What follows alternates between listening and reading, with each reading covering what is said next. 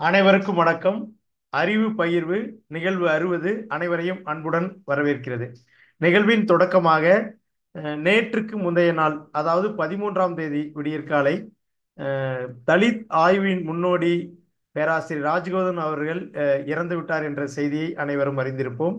அன்னாருக்கு அறிவு பகிர்வின் சார்பாக ஆழ்ந்த இரங்கலை தெரிவித்துக் கொள்கிறோம். இன்றைய நிகழ்வின் தலைப்பு மாய யதார்த்தவாதம், தமிழவனின் நாவல்களும் பா ரஞ்சித்தின் தங்கலானும். இதுதான் ஆய்வு தலைப்பு. நேரடியாக உரையாடலுக்குள் சென்று விடுவோம். முதலில் உரையாட வருபவர் தோழர் ஆ முத்தையன் அவர்கள். அனைவருக்கும் வணக்கம். மாய யதார்த்தவாதம், தமிழவனின் நாவல்களும் பா ரஞ்சித்தும் தங்கலானும் என்கிற இந்த தலைப்பு மிக முக்கியமான ஒன்றா நான் பார்க்கிறேன். ஏன்னா மாய யதார்த்தவாதம் குறித்து பல்வேறு விவாதங்கள் தொடர்ந்து நடந்துட்டு இருக்கக்கூடிய சூழல்ல இந்த திரைப்படம் எந்த மாதிரியான தாக்கத்தை தமிழ் சமூகத்தில் ஏற்படுத்தும் என்பது மிக முக்கியமான ஒன்று. அந்த அடிப்படையில் மாய யதார்த்த பின்னணியை கொண்டு உருவாக்கப்பட்டிருக்கக்கூடிய இந்த திரைப்படம் மிக முக்கியமான தமிழ் சூழல்ல மிக முக்கியமான ஒன்றாக நம்ம கருதுறோம். இந்த அளவுல ஒரு சிறு புள்ளியா இந்த விவாதத்தை தொடங்கலாம் என்கிற அடிப்படையில மாய யதார்த்தவாதம் குறித்து பல்வேறு கருத்துக்கள் இருந்தாலும் கூட அடிப்படை புரிதலுக்காக நம்ம என்ன சொல்லலாம் அப்படின்னு சொன்னா, ஒரு யதார்த்தம் வழங்க தவறிய ஒரு அனுபவத்தை சாத்தியப்படுத்துவது அப்படின்னு சொன்னா மாய யதார்த்தவாதம்னு சொல்லலாம். இந்த போக்குகள் பெரும்பாலும் எங்க காணப்படுகிறது அப்படின்னு பார்க்கும்போது, மூன்றாம் உலக நாடுகள் என்கிற அளவுல ஒரு ஒரு நசுக்கப்பட்ட தேசங்கள்ல இருந்து உருவாகக்கூடிய ஒரு ஒரு ஒரு இலக்கிய உத்தியாக இதை நம்ம பார்க்கலாம் அப்படிங்கிறது தான். அப்ப அந்த அடிப்படையில ஒரு புதிய வகையான பார்வையை முன்வைப்பது. அப்ப மாய புனைவுகளின் வாயிலாக ஏற்கனவே சொல்ல இயலாத இருக்கக்கூடிய யதார்த்தங்களை முன்வைப்பது என்கிற அளவுல இது குறித்தான விஷயங்களை நம்ம தெளிவுபடுத்திக்க முடியும். அப்ப தமிழ் சூழல்லையும் சரி, உலக சூழல்லையும் சரி, அதிகார செயல்பாடுகள் எவ்வாறு இருக்கிறது என்கிற ஒரு விஷயத்தை, அதே மாதிரி அதிகார போக்குகளை, வல்லாதிக்க போக்குகளை நம்ம எவ்வாறு அடையாளப்படுத்துவது என்கிற அடிப்படையிலையும், இங்கே நசுக்கப்பட்டு ஒடுக்கப்பட்டிருக்கக்கூடிய தன்னிலைகளை எவ்வாறு அடையாளப்படுத்துவது என்கிற இந்த பின்னணியிலையும் இருந்து நம்ம இந்த மாய யதார்த்தவாதத்தை புரிந்து கொள்ள முடியும் அப்படிங்கிற அளவுல இருந்துதான் நம்ம பா ரஞ்சித்தோடைய தங்கலான் படத்தை நம்ம பேச போறோம். அந்த வகையில இந்த பாணி தமிழுக்கு புதிதா அப்படின்னு சொல்லும் போது, இதற்கு முன்பே இலக்கியத்துல அறிமுகப்படுத்தியவர், இலக்கியத்துல தொடர்ந்து ஆழங்கால் படக்கூடிய வகையில மாய யதார்த்தவாதத்தை தொடர்ந்து முன்னிறுத்தி வரக்கூடிய நபர் அப்படின்னு பார்க்கும்போது தமிழனை நம்ம சுட்ட முடியும். இப்ப தொண்டர்களுக்கு முன்பிருந்தே இது குறித்தான விஷயங்களை தொடர்ந்து எழுதிட்டு இருக்கிறார் அப்படிங்கிறத நம்ம பார்க்கிறோம். இப்ப அவருடைய ஏற்கனவே சொல்லப்பட்ட மனிதர்களாகட்டும் சரி, சரித்திரத்தில் படிந்த நிழல்களாகட்டும் சரி, ஜி.கே. எழுதிய மர்ம நாவலாகட்டும் சரி, அவருடைய ஆடிப்பாவை போல, சம்பாலா, முசல்பனி என்கிற பல்வேறு நாவல்களை நம்ம சுட்ட முடியும். அதே மாதிரி சிறுகதைகளையும் அவருடைய எழுத்துக்களையும் நம்ம சுட்ட முடியும் அப்படிங்கிற ஒரு விஷயம். இந்த அடிப்படையில தான் பல விஷயங்களை நம்ம பார்க்கலாம். இப்ப ஏற்கனவே சொல்லப்பட்ட மனிதர்கள் அப்படின்னு வரும்போது, அது தமிழ் சமூகத்துல ஒரு புதிய கதைக்களத்தை, புதிய கதை சொல்லல் முறையை உருவாக்கி இருக்கிறது அப்படின்னு நம்ம பார்க்கிறோம். அப்ப வார்சாவில் ஒரு கடவுள் அப்படின்னு வரும்போது அதுல வரக்கூடிய சந்திரன் என்கிற கதாபாத்திரம் மிக முக்கியமான கதாபாத்திரமா இருக்கிறத நம்ம பார்க்கிறோம். இப்ப சந்திரன் என்ன பண்றார் அப்படின்னு சொன்னா, பல்வேறு வகையான படிமங்களை உருவாக்கி இருக்கிறார் அப்படின்னு நம்ம பார்க்கிறோம். அப்ப யதார்த்த மனிதனாக அவர் அறியப்படுகிறாரா அப்படின்னு பார்க்கும்போது இல்ல, அதை தாண்டி பல்வேறு முன்னெடுப்புகளை அவர் மூலமாக செய்திருக்கிறாரு அப்படிங்கிறதுதான் இந்த எழுத்து முறைமையை நம்ம பேசுறோம். இப்ப அந்த அடிப்படையில அவர் நீங்க பாத்தீங்க அப்படின்னு சொன்னாக்கா, ஒரு கூடு விட்டு கூடு பாயக்கூடிய தன்மையை கடத்தக்கூடிய நபராக இருக்கிறார். சில போது சந்திரனாக இருக்கிறார், சில போது அன்பழகனாக இருக்கிறார், சில போது விஜயாவாக இருக்கிறார், அமலாவாக இருக்கிறார் அப்படின்னு நம்ம பார்க்கிறோம். இது அவருடைய எழுத்தினுடைய மிக முக்கியமான ஒன்று அப்படின்னு ஏன் இந்த மாதிரியான எழுத்து பாணியை முன்வைக்கிறார்கள் அப்படின்னு சொன்னா, இங்க பின்னவீனத்துவம் சொல்லக்கூடிய மாதிரியான இந்த பெருங்கதையாடல் என்கிற ஒரு போக்கு இருக்கிறது. இந்த பெருங்கதையாடலை தகர்த்தெறியக்கூடிய வேலைகளை இது மாதிரியான சிறுங்கதையாடல் செய்கிறது அப்படிங்கிற பின்னணியில இருந்து நம்ம இதை பார்க்க முடியும் அப்படிங்கிறதான். அந்த அடிப்படையில இந்த தங்கலான் செய்திருக்கக்கூடிய வேலை என்ன அப்படின்னு சொன்னா, தங்கலானை பொறுத்த வரைக்கும் நம்ம பார்க்கிறோம், பல்வேறு விஷயங்களை நம்ம பேச முடியும். குறிப்பா சில விஷயங்களை மட்டும் நான் அடையாளப்படுத்தலாம்னு நினைக்கிறேன். அந்த அடிப்படையில இந்த ஒரு ஒரு காட்சியில தங்கத்தை ஓடுற ஆத்து தண்ணியில எடுத்துக்கிட்டு இருப்பாங்க. அது யார் அப்படின்னு சொன்னாக்க, அந்த தங்கலானியுடைய முன்னோர் அப்படிங்கிற அடிப்படையில நம்ம பார்ப்போம். ஏன் அதை ஓடக்கூடிய தண்ணியில இருந்து எடுக்கிறாங்க அப்படின்னு சொன்னா, இப்ப நம்ம பேசுறோம் மார்க்சியம் பேசக்கூடிய இந்த முதலாளித்துவத்தினுடைய லாபம் எங்க இருக்கிறது அப்படின்னு சொன்னாக்கா உபரி மதிப்பு அப்படின்னு நம்ம பார்க்கிறோம். இப்ப இந்த ஆற்றில் ஓடக்கூடிய தங்கத்தை நாம் எப்படியா பார்க்கிறோம் அப்படின்னு சொன்னா வளங்களினுடைய உபரி மதிப்பா நம்ம பார்க்கிறோம். அந்த உபரியை தான் தங்கலானினுடைய முன்னோர்கள் வந்து எடுக்கிறாங்க.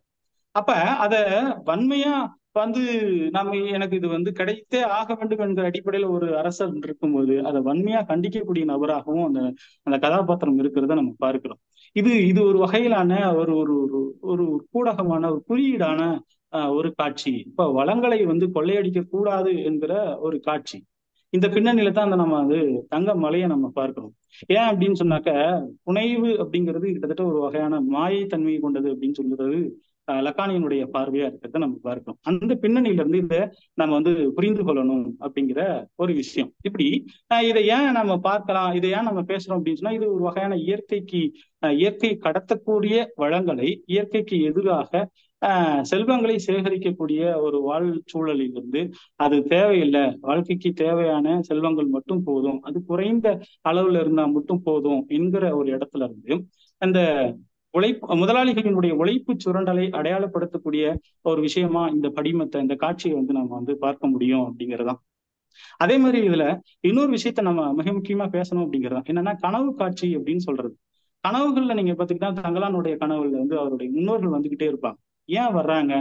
அதுல ஒரு ஆரத்தி என்கிற கதாபாத்திரம் வந்துகிட்டே இருக்கும். ஏன் வராங்க அப்படின்னு பார்க்கும்போது இந்த ஆரத்தி வருவதும் அவர்களுடைய முன்னோர்கள் வருவதும் தங்கம் தொடர்பான பல்வேறு விஷயங்களாக இந்த கதை வந்து விரிகிறது அப்படின்னு நம்ம பார்க்கிறோம். அந்த அடிப்படையில ஆரத்தி கதாபாத்திரத்தை எடுத்துக்கொள்ளும் போது அது ஒரு வகையான தாய்வழி சமூகத்தினுடைய அடையாளம், எச்சம் அப்படின்னு நம்ம பார்க்கிறோம். ஏன் எச்சம்னு சொல்றோம் அப்படின்னு சொன்னா, இங்க ஆரத்தி யாராக பார்க்கப்பட முடியும் அப்படின்னு சொன்னா, இது இரண்டுமே எவ்வாறாக நம்ம எடுத்துக்கொள்ளணும் அப்படின்னு சொல்லும் போதுதான் நம்ம வந்து குறிப்பானாக நம்ம எடுத்து பார்க்கிறோம். அப்படி மொழி உணர்த்தக்கூடிய விஷயமா நம்ம பார்க்கிறோம். இந்த ஆரத்திய எப்படி எடுக்கும்போது அது என்னவாக இருக்கிறது அப்படின்னு சொல்லும் போதுதான் அது ஒரு சமத்துவத்தை பேணக்கூடிய கதாபாத்திரங்களாக ஆணும் பெண்ணும் நிகரென கொள்ளக்கூடிய இடத்துல இந்த இரண்டு கதாபாத்திரங்களும் வந்து உருவாகி இருக்கிறது. அந்த அடிப்படையில தான் அதாவது அந்த அந்த காட்சியை பாத்தீங்கன்னா உங்களுக்கு தெரியும். பெண்ணினுடைய வயிற்றை கிழிச்சிருவாங்க. அந்த அடிப்படையில வயிற்றுல இருந்து பெரிய அளவுக்கு ஒரு அருவி மாதிரி வந்து குருதி கொட்டுறதை நம்ம பார்க்கலாம். இதை எப்படியா எடுத்துக்க முடியும் அப்படின்னு சொன்னா, அந்த அந்த குருதிப்பட்ட இடங்கள் எல்லாம் வந்து பொன்னா மாறும். இதை நம்ம எப்படி எடுத்துக்கணும் அப்படின்னு சொன்னா, குருதி என்பது உழைப்பினுடைய அடையாளம் அப்படின்னு நான் பார்க்கலாம். இப்போ உழைப்பினால் வளங்கள் கூடி இருக்கிறது அப்படிங்கிற அடையாளத்தினுடைய ஒரு வடிவமா தான் அந்த அந்த காட்சிகளை நம்மளால வந்து புரிந்து கொள்ள முடியும் அப்படிங்கிறோம். அதுவும் இன்னும் சிறப்பா சொல்லும் போது பெண்ணினுடைய குருதிப்பட்ட இடங்கள் அப்படின்னு வரும்போது அது ஒரு வகையான அது இடமெல்லாம், அதாவது பெண்ணினுடைய குருதிப்பட்ட இடமெல்லாம் பொன்னாக போகிறது அப்படின்னு பார்க்கும்போது அது ஒரு தாய் வழி சமூகத்தினுடைய அடையாளமாக வந்து நம்ம பார்க்கிறோம். பொதுவா ஆண் பெண் என்கிற பாகுபாடு இருக்கிறதா அப்படின்னு பார்க்கும்போது அறிவியல் அடிப்படையில இல்லை அப்படிங்கிறதுதான். லக்கானம் அந்த அடிப்படையில பேசுவாங்க. மொழி குறித்து பேசும்போது ஆண் பெண் என்கிற ஒரு தன்மை வந்து கிடையாது அப்படின்னு சொல்றாங்க. ஆனா இங்க என்னவா மாறி இருக்கிறது அப்படின்னு சொன்னாக்க, ஆண்மை பெண்மை என்கிற உருகுண்டு வளர்ப்பு அடிப்படையில ஆணாகவும் பெண்ணாகவும் மாற்றப்பட்டிருக்கிறார்கள் அப்படிங்கிற அடிப்படை ஒரு விஷயத்த பார்க்கலாம். சமூகத்தின் அடையாளமாக அதை வந்து மாற்றப்பட்டிருக்கிறது அப்படிங்கிற ஒரு விஷயம். இந்த பின்னணியில இருந்து இதெல்லாம் நம்ம பார்க்க வேண்டியது இருக்குது அப்படின்னு சொல்ல வேண்டியது இருக்கு. சரி, இந்த இந்த இந்த பின்னணியில இதை தாண்டி இன்னும் என்ன பேசலாம் அப்படின்னு சொன்னா, இந்த தங்கலான் திரைப்படத்துல பாத்தீங்க அப்படின்னு சொன்னாக்க லக்கானினுடைய அடிப்படையில பேசும்போது குறைகள் நிறைய இருக்கிறத நம்ம பார்க்கலாம். என்ன குறை அப்படின்னு சொன்னா, தங்கலான் என்கிற கதாபாத்திரத்துக்கு தான் ஒரு அடிமையாக இருக்கிறோம் அப்படிங்கிற குறை இருக்கு. தங்கலான் என்கிற கதாபாத்திரத்துக்கு தன்னுடைய சமூகம் வறுமையில வாடிக்கொண்டிருக்கிறது, பசியில வாடிக்கொண்டிருக்கிறது என்கிற ஒரு ஒரு வேட்கை இருந்துகிட்டே இருக்கும், ஒரு பிரச்சனை இருந்துகிட்டே இருக்கும். இப்ப இந்த குறைகளை நிவர்த்தி செய்யக்கூடிய இடத்துல தான் இந்த இந்த கனவு காட்சிகளை எல்லாத்தையும் நம்ம வந்து பார்க்க வேண்டியது இருக்கு அப்படிங்கிறதான். ஏன் அப்படின்னு சொன்னா, இங்க வயிறு பிரச்சனை இருக்கு, நிலப்பிரச்சனை இருக்கு, சமத்துவ பிரச்சனை இருக்கு, வேளாண் உற்பத்தி பிரச்சனை இருக்கு. இப்படி பல்வேறு குறைகள் வந்து இருக்கிறத நம்ம பார்க்கணும். செல்வ வளங்கள் சுரண்டப்படுகிறது என்கிற பல்வேறு குறை சார்ந்த இருக்கக்கூடிய விஷயங்களை வந்து நம்ம பார்க்க முடியுது. இதை சரி செய்வதற்கு ஏற்படக்கூடிய வேட்கை இருக்கு பாருங்க, அதுதான் இந்த திரைப்படத்தினுடைய ஒட்டுமொத்த பண்பாகவும் நம்ம வந்து பார்க்கிறோம்.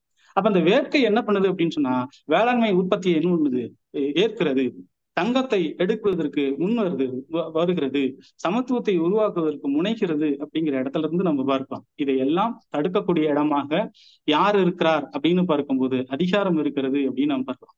இந்த அதிகாரம் யாரை அடிப்படையாக கொண்டது அப்படின்னு பார்க்கும்போதுதான் ஆணை அடிப்படையாக கொண்டது அப்படின்னு நம்ம பார்க்கிறோம். ஆக அந்த அடிப்படையில ஆண் வழி சமூகத்தினுடைய, தந்தை வழி சமூகத்தினுடைய ஆதிக்க போக்குகளை எதிர்க்கக்கூடிய ஒன்றாகத்தான் எது இருக்கிறது அப்படின்னு சொல்லும்போது இந்த தங்கலான் என்கிற திரைப்படம் இருக்கிறது அப்படின்னு நம்ம பார்க்கிறோம். அப்ப இந்த தந்தை வழி போக்கினுடைய, தந்தை வழி சமூகத்தினுடைய சூழலை சீர்தூக்கி பார்க்கக்கூடிய ஒரு பார்வை முறையை இந்த தங்கலான் என்கிற ஒரு திரைப்படம் உருவாகி இருக்கிறது. அந்த அடிப்படையில இங்க அதிகாரம், கல்வி எல்லாமே என்ன பண்ணியிருக்குது அப்படின்னு சொன்னாக்க மக்களை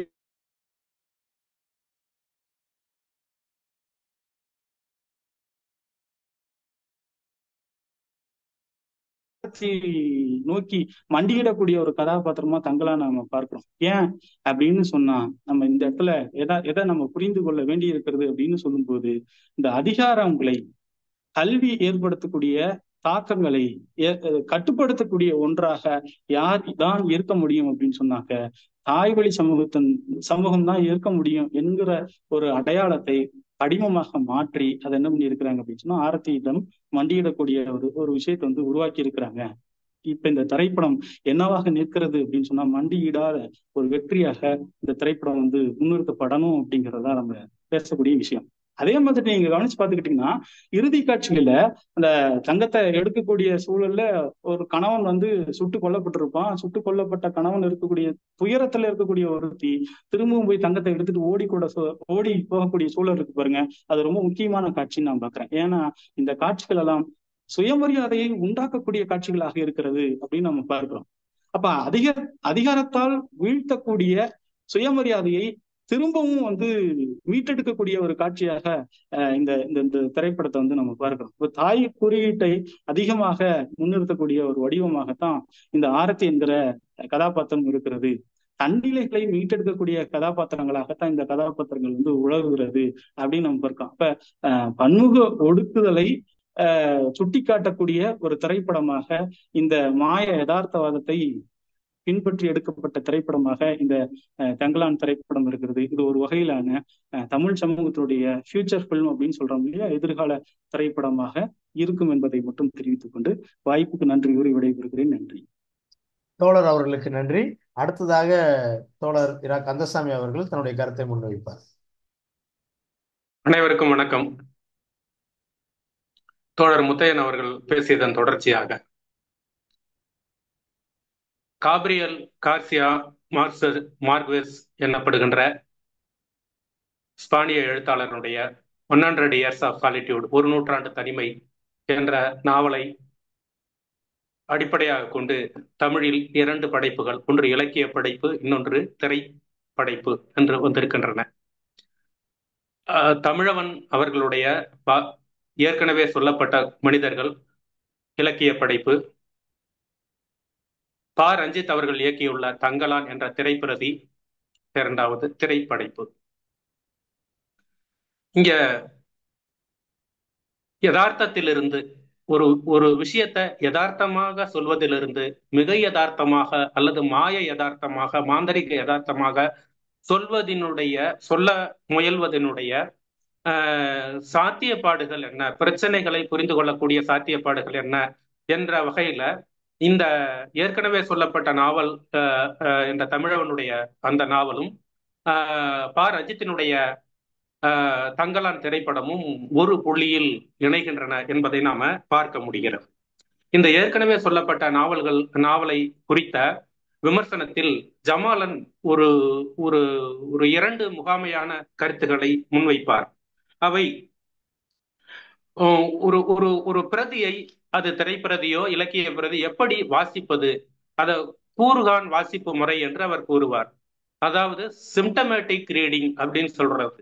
அதாவது ஒரு ஒரு கதை பிரதியோட வாசகன் உணர்வு ரீதியாக ஒன்றுவதை விட அல்லது தன்னுடைய அனுபவ ரீதியாக ஒன்றுவதை விட அந்த பிரதியை வாசிப்பதற்கு ஒரு நோய்க்கூறு தன்மை, ஒரு ஒரு ஒரு ஒரு சமூகத்தினுடைய ஒரு குறிப்பிட்ட சிக்கலை குறித்த நோய்க்கூறை கண்டறிதல் அப்படின்ற மாதிரியான ஒரு தன்மை, அது அது ரொம்ப முக்கியமானது.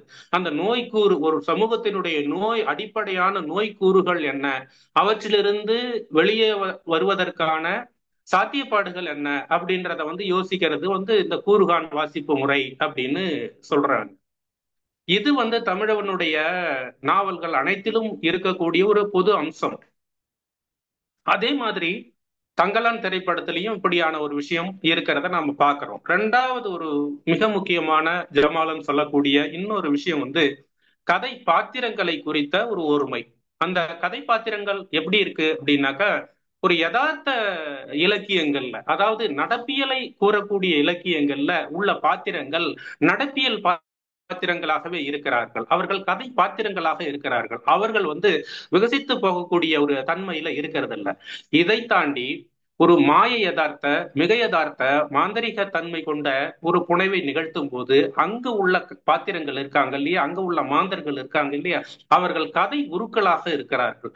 அந்த கதை உருக்கள் எப்படி இருக்கிறாங்க அப்படின்னாக்கா மனித தன்மையிலிருந்து ஒரு மிகையான ஒரு தன்மை கொண்டவர்களாக இருக்கிறாங்க. மாயமும் வினோதமும் அதிசயத்தன்மையும் கொண்ட மனிதர்களாக அவங்க இருக்கிறாங்க. இந்த மாதிரியான தன்மை கொண்ட மாந்தர்களை தமிழவன் தன்னுடைய நாவல்கள்ல படைக்கிறதுல தலை சிறந்தவர்.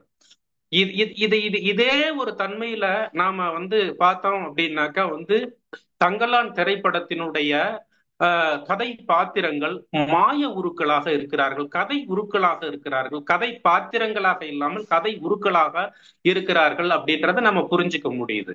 தங்கலான் என்ற ஒரு ஒரு ஒரு சமகால அல்லது கதையினுடைய சமகாலத்தினுடைய அந்த அந்த அந்த அந்த கதையினுடைய கடைசி காலகட்டத்தினுடைய ஒரு கதை பாத்திரம் தங்கலான் என்ற கதை பாத்திரம். அவன் ஒடுக்கப்பட்ட சமூகத்தை சார்ந்தவன். அவன் ஒரு ஒரு அவன் காடையனாக தன்னுடைய தன்னுடைய மூதாதைய தாத்தாவினுடைய நினைவுகளை, கதைகளை அவன் அறிந்தவனாக இருக்கிறான். அதே மாதிரி அதுக்கு மேலேயும் போய் ஒரு தொல் சமூகத்தினுடைய தலைவனான ஆரன், அவனுக்கு துணையாக இருக்கிற ஆரத்தியை பத்தி யோசிக்கிறான். அதே மாதிரி அசோகன் என்ற பெயருடைய தன்னுடைய மகன் பற்றி மகனுடைய உறவோடும் அவன் இருக்கிறான். இவங்க எல்லாருக்குள்ளாரையும் இருக்கிற ஒரு பொதுத்தன்மை என்ன அப்படின்னா, ஒரு அதீத ஆற்றல் மிகுந்த ஒரு தன்மை.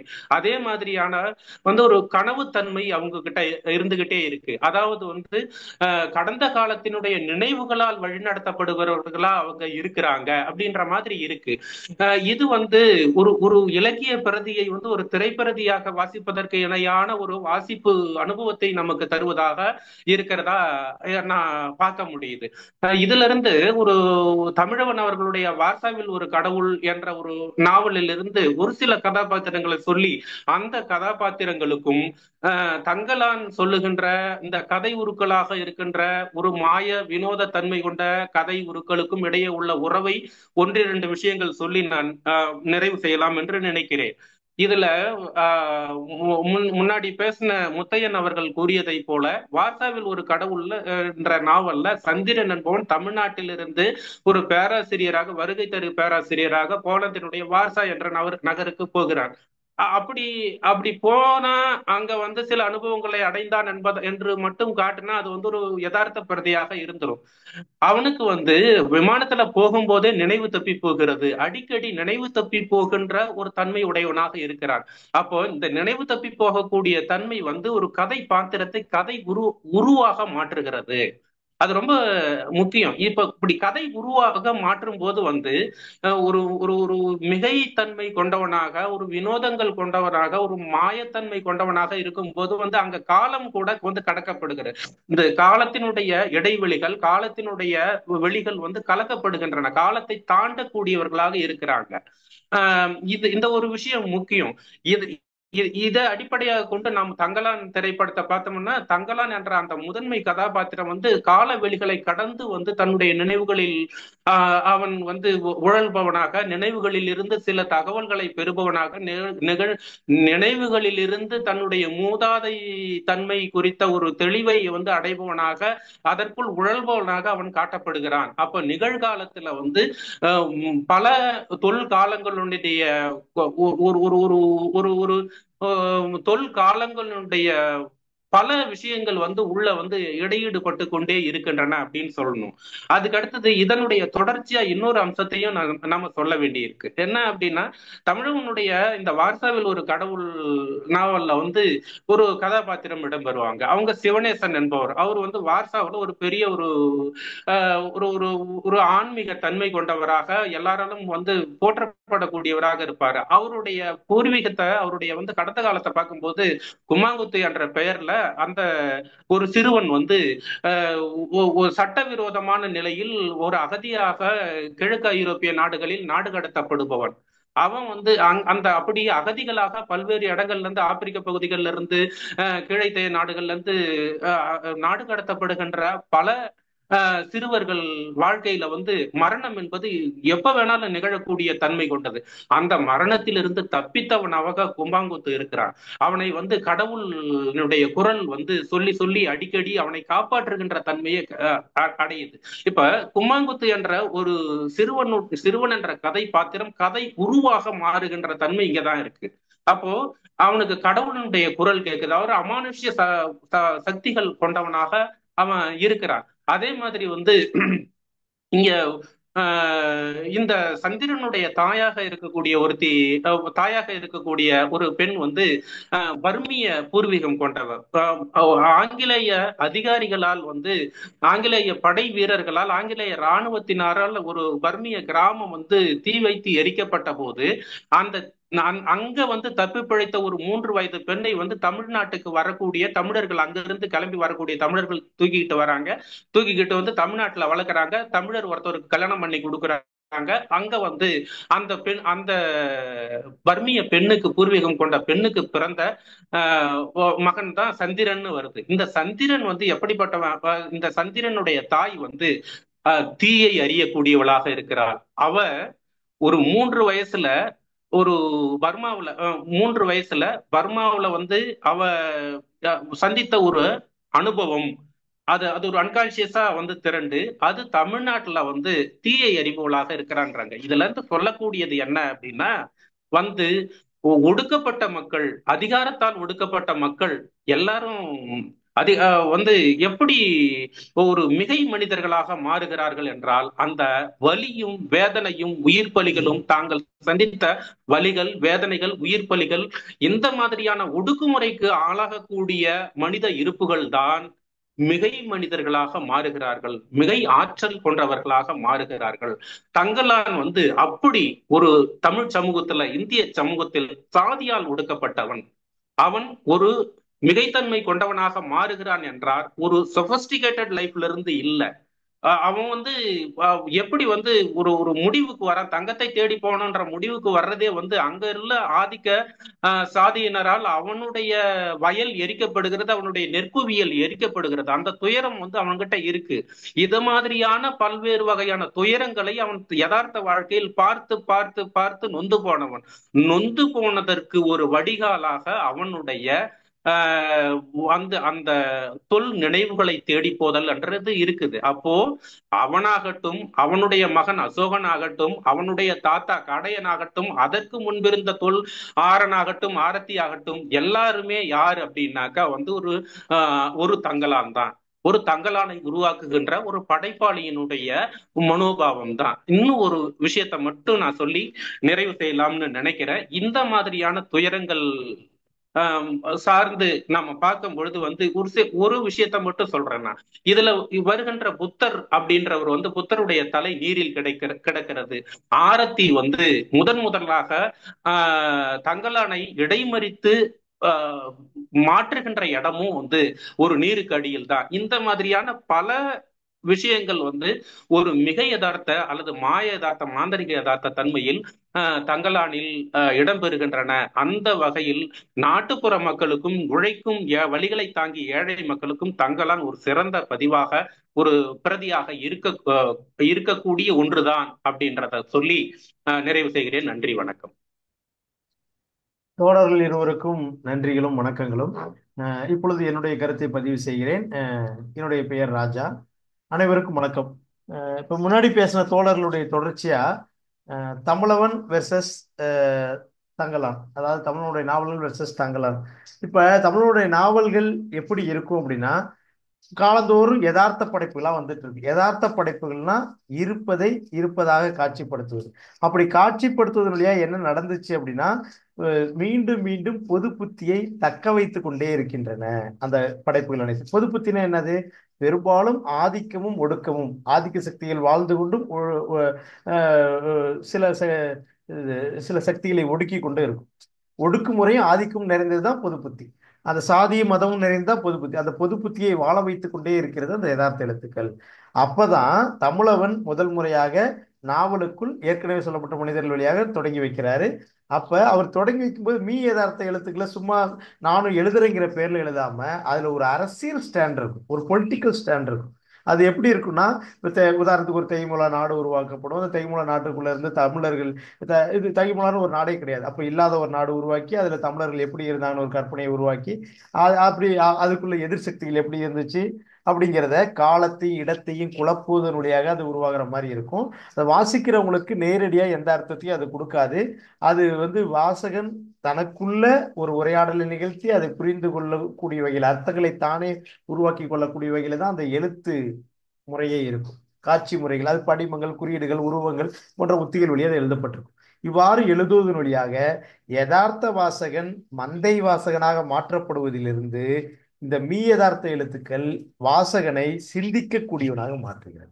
இப்ப சிந்திக்கக்கூடிய தன்மையை பெறும்போது அவன் அவன் முக்கியமானவனாக மாறுகிறான். அப்போ படைப்பாளி, படைப்பு, வாசகன் அப்படிங்கிற கூட்டு உணர்வாக அது மாறுகிறது. இதுல இருந்து படைப்பாளர் கடவுள் தன்மை அடைவதும் இல்லாம போயிருது, படைப்பு கடவுள் தன்மை அடைகிறதும் இல்லாம போய் வாசகன் மந்த நிலை அடையதும் இல்லாம போயிருது. இந்த நோக்கத்துலதான் தமிழனுடைய மாயதார்த்த படைப்புகள் அனைத்தும் இருக்கும். தமிழுடைய முதல் ஒரு 4 படைப்புகள் நேரடியாக மாயதார்த்தத்தை சார்ந்தது. சரி, முதல் 5 படைப்புகள்னு சொல்லணும். அப்ப சரி, அப்ப அப்படி செய்யும் போது, அப்படி வாசகர்களே அந்த மாதிரி மாற்றும் போது சும்மா சிம்பிளா பண்ணாம அதுக்குள்ள ஒரு தமிழ் ஓர்மை அரசியலை உருவாக்குவார். அப்படி உருவாக்கும் போதுதான் அவனுடைய சிந்திக்கிறான் இல்லைங்களா, அந்த படைப்பு சிந்திக்க வைக்கிறது இல்ல, சிந்திக்க வைக்கும்போது தமிழ் ஓர்மையோடு சிந்திப்பான். ஏன்னா அந்த படைப்புகளுக்குள்ள சங்க காலமும் அதுக்கு முந்தைய காலமும் நாட்டார் வழக்காறுகளும் இன்ன பிற தமிழ் தத்துவ மரபுகளும் பின்னி பிணைஞ்சு இலையோடிக்கிட்டே இருக்கும். அது கதை சொல்லல் முறைக்குள்ளேயே அது இருக்கும். அப்போ என்னுடைய சிந்தனை முறைக்குள்ள, வாசிக்கிறவர்களுடைய சிந்தனை முறைக்குள்ள தமிழ் ஓர்மை உரையாடும். ஏன்னா தமிழ் ஓர்மையிலிருந்து நம்ம வெளியேற்றப்பட்டு கொண்டே இருக்கிறோம் பொது புத்தியால. அப்ப மீண்டும் நம்மளுடைய சிந்தனை உடையவர்களா நம்ம மாற்றணும், மானவ உணர்ச்சி உடையவர்களா மாற்றணும்னா அந்த படைப்பு, அந்த அரசியலை சுத்தமா வச்சிருக்கு. இதுதான் இப்ப தமிழனுடைய யதார்த்த எழுத்துக்கள் தமிழ் ஓர்மை அரசியலை உருவாக்குவதை ஒரு, அதுவும் வாசகரெடுத்து உருவாக்குவதில் அது ஒரு கதையாடலாக உத்தியாக வச்சிருக்கு. இதுதான் தமிழனுடைய நாவல்களுடைய ஒன்லைன் வச்சுக்கலாம். இது அப்படியே மாயதார்த்த மாயதார்த்தை பயன்படுத்தி திரைப்படத்தில் உருவாக்குறாரு. இதுக்கு முன்னாடியும் குதிரைவால் போன்ற படங்கள் வந்திருக்கு மாயதார்த்தத்தை பின்பற்றி. அது ஆனாலும் அதுல இவ்வளவு பெரிய நுட்பமான அரசியல் இருக்கானா இல்லை. அப்ப தமிழவன் எப்படி மாயதார்த்தவாத எழுத்துக்களை அரசியலோடு பயன்படுத்துறாரோ அதே போல தங்கலானும் பாரஞ்சித்தும் தங்கலானை அரசியல் ஓர்மையோடு செய்யறாரு. அதுல செய்யற அரசியல் ஓர்மை என்னன்னா தலித் ஓர்மை அரசியல். இப்ப இவரும் எங்கிருந்து தொடங்குறாருன்னு எனக்கு நினைக்கிறேன்னா, வழக்கமா இவரும் தலித் படங்கள் எடுக்கப்படுது இல்லைன்னு நம்ம சொல்ல முடியாது. இப்ப ரஞ்சித் வந்த பிறகு பெரும்பாலும் அப்படி எடுக்கப்படக்கூடிய தலித் படங்கள்ல தலித் வரலாறை பேச முடியுதானா? இல்ல. தலித்துகள் தங்களுக்கான வரலாறை பேச முடியுதானா? இல்ல.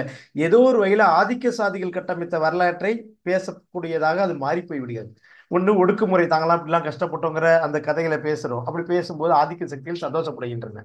அல்லது அப்படிலாம் ஆதிக்க சக்தியில எழுத்து அடிப்பதாக ஒரு கதை இருக்குன்னா அதுல இதெல்லாம் யதார்த்தமா அப்படின்னு சொல்லி பொது சமூகம் தூக்கி தூர போட்டுரு. அப்ப இதுல என்ன நம்ம கத்துக்க வேண்டியது இருக்கு அப்படின்னா, யதார்த்த சமூகம் தலித் வரலாறு அப்படிதான் வச்சிருக்கு. அப்ப யதார்த்தத்துல தலித்துக்கான வாழ்வியலை கட்டமைக்க முடியாது. அதனாலதான் யதார்த்தத்தை ரஞ்சித் தேர்ந்தெடுக்கிறார் என்று நான் புரிந்து கொள்கிறேன். அப்படி தேர்ந்தெடுக்கும் போது தன்னுடைய விருப்பத்துக்கு ஏற்ற மாதிரி தலித் ஒருமை. ஏன்னா யதார்த்த எழுத்துக்கள்ல தலித் வரலாறு இல்லை. அப்படி இருந்தாலும் அந்த தலித் வரலாறு ஆதிக்கத்தின் பார்வையில இருக்கு. அதனாலதான் அயோத்தாசர் எழுதக்கூடிய வரலாறு வேறு ஒரு வகையில் இருக்கு. ஏன்னா அயோத்தாசர் தன்னுடைய கதையாடலை பௌத்த பின்னணியில எழுதுறாரு. அதே போலதான் ரஞ்சித்தும் பௌத்த பின்னணியில அந்த தலித் ஒருமை அரசியலை கட்டமைக்கிறார். அதுக்கு மாயதார்த்தம் தான் முழுமையா கை கொடுக்குது. அப்படி மாயதார்த்தத்தை சிம்பிளா எல்லாரும் பேசுறது பேசிட்டா அது கட்டமைச்சிட முடியாது. அது கதை நேர்த்தியும் சொல்லப்பட்ட முறையும் தான் அந்த அரசியலை கொண்டு போய் சேர்த்தது. அதை மட்டும் தான் உங்கள்கிட்ட சொல்லி நான் நிறைவு செஞ்சுக்கிறேன். தங்கலான், இதுல ஒரு கேள்வியோட ஆரம்பிக்கிறேன். அது என்ன, தங்கலான்ல தங்கலானுக்கு பின்னாடி இருக்கக்கூடிய ஆரன்ல ஆரம்பிச்சு தங்கலான் வரைக்கும் எல்லாமே விக்ரமா இருக்கிறாங்க. பின்னாடி சொல்லுவாங்க, நிறைய பேர் சொல்லுவாங்க, நாதமுனி, காடையன், இப்படி நிறைய ஆண்கள் பேரா சொல்லுவாங்க. எல்லா ஆண்களும் அங்க விக்ரமா இருக்கிறாங்க, நம்ம புரிஞ்சுக்கணும். இப்ப எல்லாரும் விக்ரமா இருக்கிறாங்க, அசோகன் மட்டும் விக்ரமா இல்லை. ஏன்? இது ஒரு கேள்வி நமக்கு தோணுதா இல்லையா? சரி, இன்னொரு கேள்வியும் நான் சொல்லிட்டு நான் உள்ள போறேன்.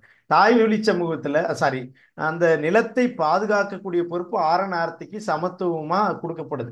பௌத்த பின்னணியிலிருந்து அது கொடுக்கப்படுது, சரிங்களா? பௌத்த அரசர்கள் வழியா அது கொடுக்கப்படுதா நமக்கு இருக்குது. ஆனா ஆரத்தி அங்கேயே அந்த நிலத்தை பாதுகாப்பவளாக மாறி போய் விடுகிறாள். ஆனா ஆரன் போருக்கு இன்னொரு ஆதிக்க சக்திகளால் தோல்வி அடைந்து அப்புறம் அவன் இன்ன பிற கூறுகளாக மாறி போயிடறான்.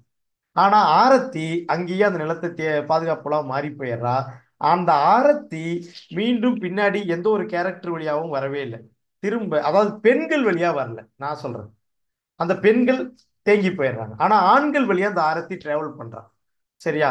அப்ப ஆண்கள் மட்டும் தான் டிராவல் பண்றாங்க. இதுதான் ஆணாதிக்கம் தாய் வழி சமூகம் முன்னாடி தொடர் விளக்குனா நீங்க அதோட நினைச்சு அதை புரிஞ்சுக்கலாம்.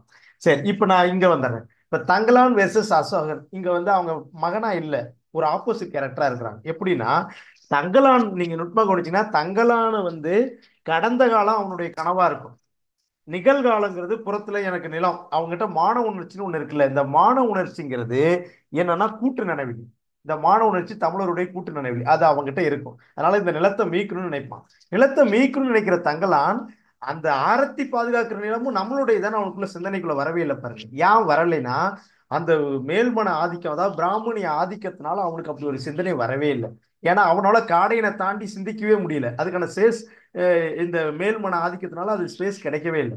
அதனால அவன் காடையனை தாண்டி யோசிக்கவே இல்லை. ஆரநார்த்தியை பத்தி சிந்தனை வரல. எப்போ வருது? கடைசியில ஆரத்தியோட தொடர்ந்து உள்வுரையாடல் நிகழ்த்துவதன் வழியாக ஆரத்தி யாரு தான் யாருன்னு அந்த செல்ஃப் அனாலிசிஸ்ல புரிஞ்சுக்கிறாங்க. இதை புரிஞ்சுக்கிறதுக்கான ஸ்பேஸ் எங்க இருக்குன்னா இவனுடைய கூட்டு நினைவுல மானங்கிற உணர்வு கடத்தப்படுது. அந்த மான உணர்வு இருக்கிறதுனாலதான் அவன் எதிர்ப்பு, ஆதிக்க சக்தியில எதிர்த்து போராடுறான். ஆனா அது ரொம்ப நுட்பமாக கவனிச்சா ரெண்டு புதிராக அமைச்சிருப்பாங்க. தங்கலான் தனக்கு எதிராகவே போராடிப்பான். உதாரணத்துக்கு பாத்தீங்கன்னா, தங்கலான் தங்கத்தை பாதுகாக்கிறவன் தான், அந்த பின்னணியில் வந்தவன். ஆனா இங்க தங்கத்தை எடுக்கிறவனா மாறான். அப்படி தலையிலாக்க நிகழ்ந்திருக்கு. ஏன்னா சூனியக்காரி, ஆரத்திய சூனியக்காரியா மாத்திட்டாங்க. சூனியக்காரிங்கிறது ஒரு பிராமணிய சொல்லாடு. சரியா? சூனியக்காரி ரெண்டு விதமாவும் வாசிக்கலாம், நெகட்டிவாவும் வாசிக்கலாம். ஆனா சூனியக்காரி, ஆனா அவன் ஆரத்திங்கிறவ யாருன்னா அந்த நிலத்தின் பாதுகாக்கக்கூடிய ஒரு தாய் வழி சமூகத்தின் அடையாளம். அப்படி அவன் புரிஞ்சிக்கவே முடியல. அந்த அளவுக்கு இவன் மனசுக்குள்ள இந்த பிராமணிய ஆதிக்கம் இருக்கு. அதை மீறி தான் கூட்டு நிலவிலான மான உணர்ச்சி செயல்பட்டு அவன் போய் தங்கத்தை எடுக்கிறான். சரி, ஆனா அசோகனால ஈஸியா ஆரத்திக்கிற அக்செப்ட் ஆயிட முடியுது. பாருங்க, இதுதான் ரொம்ப முக்கியமான இடம்னு நினைக்கிறேன். இதை ரொம்ப நேர்த்தியா படைச்சிருக்காங்க. தங்கலான் ரீசன் என்னன்னா, தங்கலானால அவனோட ஒரு கட்டத்துக்கு மேல செல்ல முடியல. ஏன்னா அவனுக்குள்ள மேல்மன ஆதிக்கம், அவன் வாழ்வியல் வெளி வந்தவன். அசோகன் என்னன்னா அவனுடைய கதைகளை கேட்டு கேட்டு வளர்ந்தவன். கதைகளை கேட்டு கேட்டு வளர்ந்தவன் எல்லாத்தையும் உற்று நோக்குறான். உற்று நோக்கும் போதும் கதைகளை கேட்டது அவன் மனசுக்குள்ள போய் இவன் நிகழ்காலத்துல இருந்து கடந்த காலத்துக்கு ஷிஃப்டான். அவன் கடந்த காலத்தின் வழியா நிகழ்காலத்துக்குள்ள ஒழுங்கமைப்பை சேரவன் தங்கலான். முத்தையன் வந்துட்டான் நடங்க. ஹலோ, ஆ கேக்குதானே? கேக்குது. கேக்குது.